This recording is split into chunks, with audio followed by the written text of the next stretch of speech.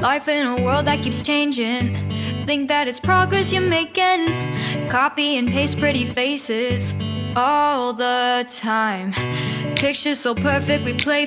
Hello wonderful people, welcome back again to Anointed Lady TV, the home of news and politics.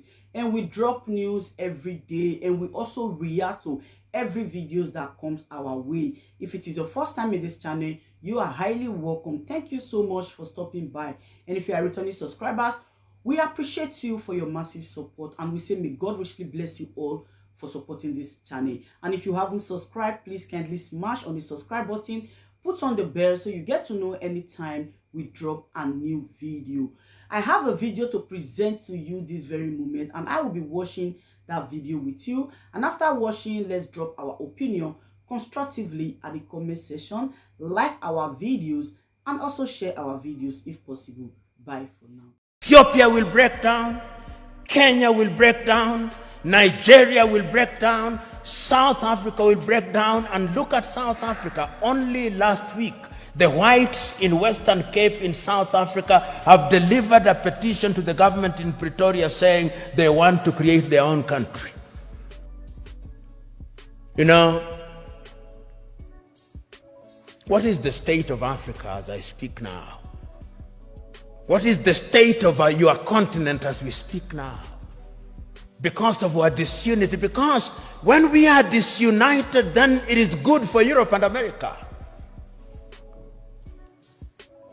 And China progressively.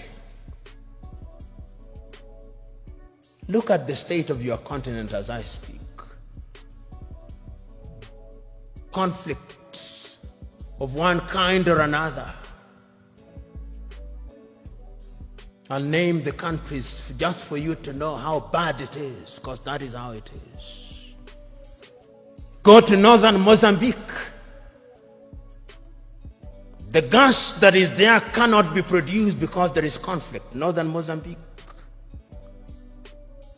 Go to Somalia. Conflict. Here in your motherland.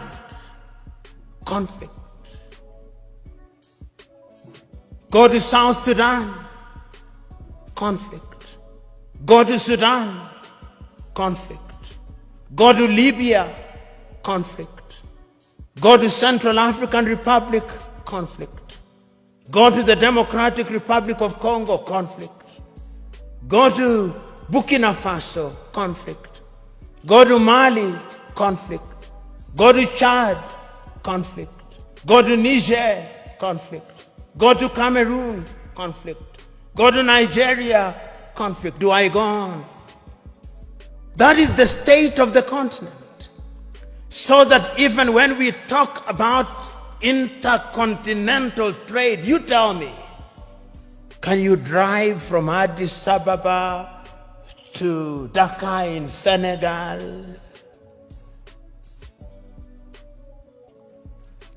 Unless you are Daredevil himself.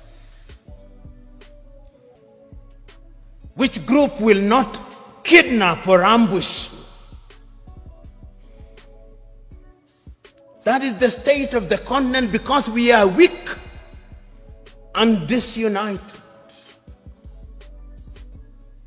I fly from Nairobi, Kenya for 1.5 hours. I come from the shilling zone. I go into the birr. 33 currencies in Africa. 33 currencies, none of which is used to conclude transactions anywhere.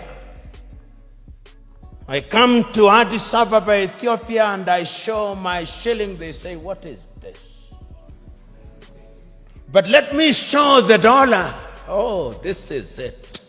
Let me show the euro. This is it. 80% of transactions in Africa are concluded outside of the continent in dollars. So you may have the Central Bank or the Federal Bank of Ethiopia or Mickey Mouse You may have the Central Bank of Kenya, Mickey Mouse. You may have all these 54 central banks useless.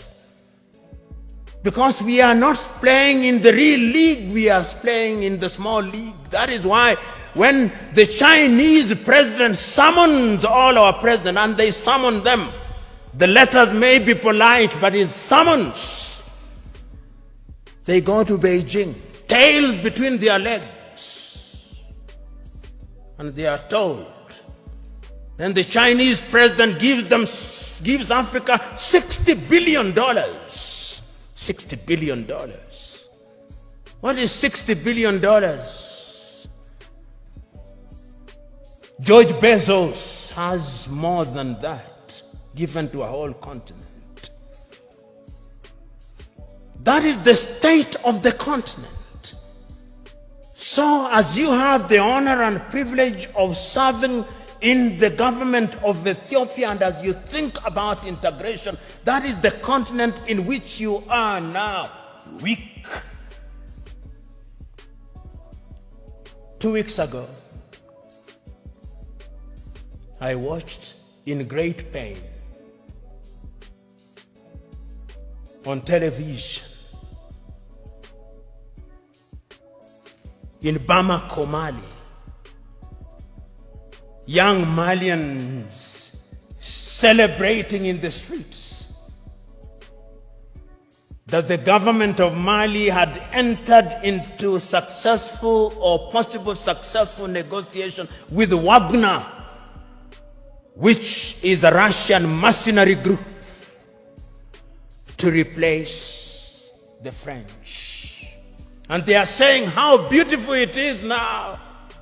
And I said, a slave celebrating the departure of one slave master and the arrival of another slave master.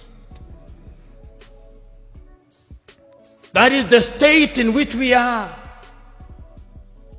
I watched a woman from Nigeria who had been rescued from the Mediterranean around Lampedusa saying, I will not go back to Africa.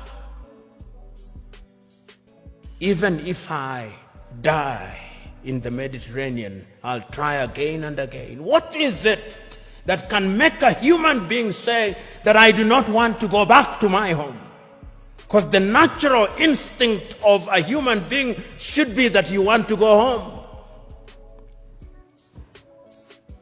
It's because we are weak.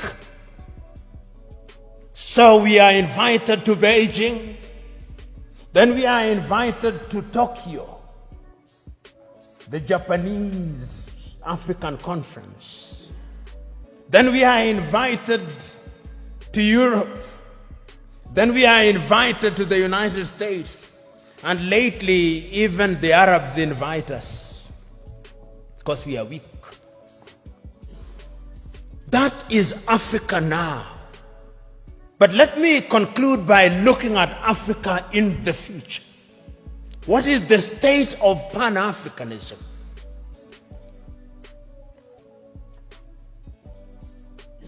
Africa finds herself in a very difficult situation. What Nkrumah feared. Today, many African leaders have gotten used to the trappings of power. And those who speak about power, right? Power corrupts, and absolute power corrupts absolutely. I remember in 1997, I think, I may be wrong about the year, 1995, I think, I was serving as an intern at the Mwalimu Julius Nyerere Foundation in Dar es Salaam. And I had the privilege and honor of driving with Mwalimu Nyerere in Dar es Salaam.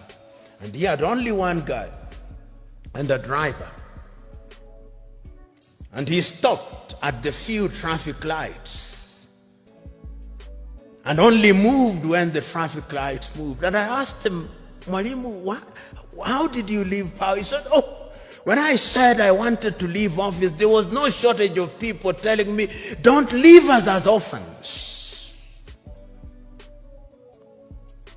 it is very rare to find those in positions of leadership in Africa today who would willingly leave office.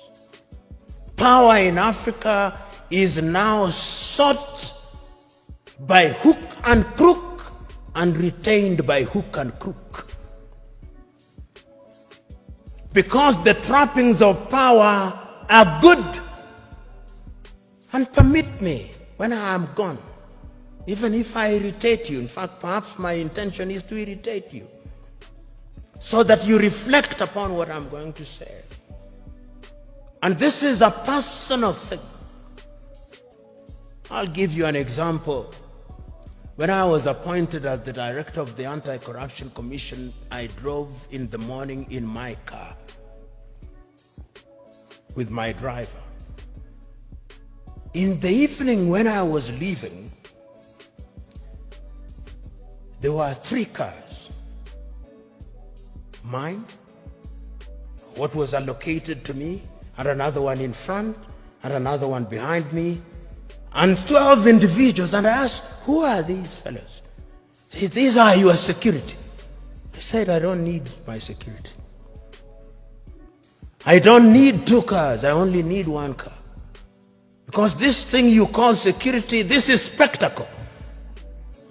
And throughout the period that I served, I had only 1 security and 1 car. And I say this because it is in the nature of power to make you use the things that you don't need. And once you get used to them, then without them, you feel empty and lonely. And you will find them. You will be told, and many of you will love them. They are good. When doors are opened for you, they are good. When you occupy front seats, it is good. When you are addressed, Your Excellency, it is good. When you eat the best food, it is good. When you have security, it is good. But it can also dehumanize you. It can also monsterize you. I am asking you today that part of the problem of Africa is that we found human beings and we monsterize them. Writing in 1983, Nigeria's Chinua Achebe writes in a book which I commend to you, The Trouble with Nigeria, which could as well be the trouble with Africa. He says, the trouble with Nigeria is simply and squarely a problem of leadership. As we look at Africa today, I hope that this administration, which has now committed itself to the Pan-African movement, will think in that direction.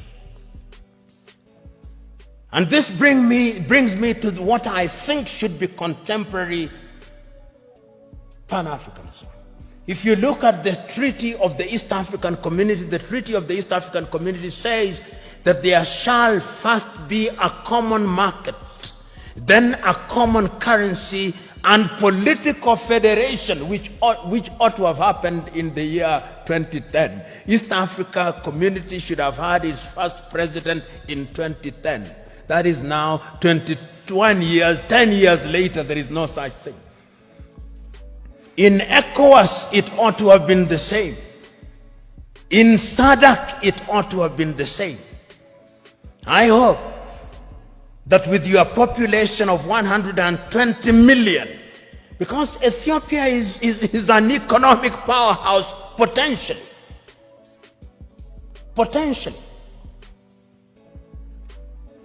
You know, Pan-Africanism, the new Pan-Africanism must have an economic component of it. That is how I understand Africa Agenda 2063. Africa Agenda 2063 says that by the year 2063, Africa will have pulled up her people into a middle-level economy on 7 pillars: economically, politically and otherwise. And the Africa Continental Free Trade Area suggests to me that we'll have broken all the tariff and non-tariff barriers. Will we be able to achieve those in the spirit of new Pan-Africanism? Will we have one currency? Will we have one passport? We have already said so under the Kigali Agreement that we are going to have one passport. Will we have one telephone code? We have 55 telephone codes. You move from Nairobi 254, you come here, you have another one, you go to Eritrea, you have another one. There is no connectivity in the 21st century. How can you be taken seriously? Those of you in the United States of America, you fly from Boston, Massachusetts to San Francisco in the West, 6 hours, 40 minutes, the code is 1. The tariff is 1. The COVID test is 1. I moved from Nairobi to Addis Ababa, COVID test. If I don't travel this evening, I'll be subjected to another COVID test. I go to Tanzania, COVID test. Uganda, COVID test. Your nose will begin debating with you. In the United States of America, you take one COVID test from Miami and you don't take it as you go to St. Louis in Missouri. I'm talking about very practical things. I come here and I have to go through an immigration. My passport has to be stamped. Somebody in the United States of America does not have to do that. Somebody in the European Union across 27 countries does not have to do that. In China, which is, of course, 1.4 billion, does not have to do that. Until we change all those things, we are going nowhere. So that we have only one telephone code, so that we have only one currency, so that we have only a single immigration, so that we eliminate all these armies. You know, you look at some African countries and they have an army, which complete with 5-star generals, who have never even quelled a street riot, and they are generals. Your money goes into maintaining militaries, maintaining embassies that you don't need. You see why Africa is poor? All these 55 countries have embassies. If we were one, there would only be one ambassador for Africa in the United States of America. There would only be one army with regional policing. Am I being naive or simplistic? Yes, we can create a single Africa with a loose government, a confederal government, dealing only with foreign affairs and defense and monetary policy and general policy formulation, with different governance systems. That is the only way in which these narrow tribal instincts will be dampened. But as long as, and now I want to conclude, if we only see Pan-Africanism as sentimentalism, as a romantic idea about which we debate, and we remain as we are, then this is the Africa that I see. This is the Africa that I see in 25 years' time. Many Africans, either legally or otherwise, will break into different autonomous countries. Many of them. We'll have more than 100 countries in Africa, each claiming self-determination, and is already beginning to happen. Because we will be looking at narrow ethnic agenda as the only way of defining our affairs. Ethiopia will break down, Kenya will break down, Nigeria will break down, South Africa will break down. And look at South Africa. Only last week, the whites in Western Cape in South Africa have delivered a petition to the government in Pretoria saying they want to create their own country. The Democratic Republic of Congo will break down. Libya will break down. The only way in which we can immunize ourselves against all those things is to create a Pan-African nation which allows for self-determination within the nation. And we must redefine terms such as self-determination. Self-determination must mean the ability of a people within a bigger unit to enjoy their culture, to enjoy their tradition, to speak their language. They do it on a smaller scale in Switzerland, those of you who are familiar with Switzerland. And we de-emphasize the presidency, we de-emphasize the prime minister's office. Pixley Kaisa Kaseme said, and I conclude with him, Africa is diverse. Some people say that because of our diversity she cannot unite. She can. Because unity in diversity is possible if we understand what human beings need. In the nature of things, human beings need security. In the nature of things, human beings need food. Human beings need medical services. They need infrastructure. If you have a government that allows that, he said, then it reminds me of the piano. If you press the black button of the piano, it produces some sound. If you press the white one, it produces some sound. But if you press both the black and the white, it produces melodious music. And I think that the new Pan-Africanism must look to that. And you who have the honor and privilege of thinking and working in government, it is your duty to start that journey. It is not going to be easy, but it is an intergenerational journey. Play your part, for it can be done, and it must be done.